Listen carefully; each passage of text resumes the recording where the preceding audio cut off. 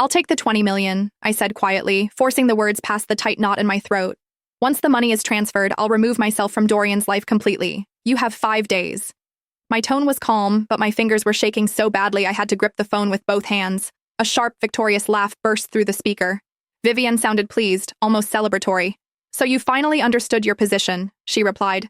Excellent. I'll see that everything is arranged, Camille. Just remember our deal. Stay out of my son's sight forever. I don't want you anywhere near him again. She ended the call before I could respond.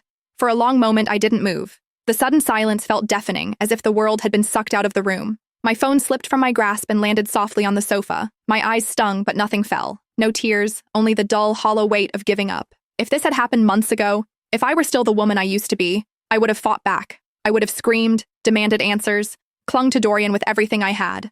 But something in me had changed. I was too tired now, too broken to keep battling a world I never belonged to. I shut my eyes and released a shaky breath. This wasn't how our story was meant to end. 5 years earlier, I had found Dorian lying unconscious beside the road, his clothes soaked with blood, his memories erased by the crash that nearly killed him. At that time, I barely had anything myself. Just a run-down apartment with cracked walls, a thin mattress I bought secondhand, and enough money to scrape through each week. Still, I brought him home. I cared for him day after day. I cooked simple meals from whatever I could afford. I cleaned his wounds, stayed awake beside his bed at night, whispering reassurances into the darkness. When he finally woke, disoriented and afraid, I forced a smile through my tears and told him, "You're not alone anymore. You're with me."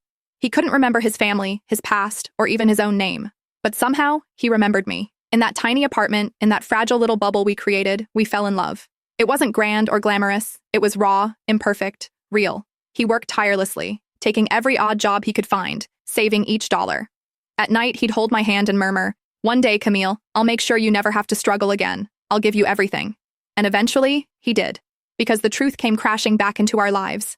Dorian wasn't a nobody. He was the heir to one of the most powerful corporate dynasties in the city, born into unimaginable wealth.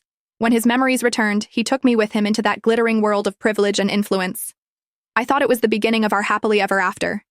He stood up to Vivian, his cold, commanding mother who treated me like dirt under her heels. He slid a diamond ring onto my finger and vowed, "I choose you. Always. You're my home, Camille." But fairy tales don't last. Then Yvette came back. His first love. The woman who belonged effortlessly to his world. Beautiful, elegant, connected. Everything I wasn't. She returned as if she had never left, and little by little, I felt myself fading into the background. He forgot our 6th anniversary. I waited in the penthouse, dinner growing cold in front of me,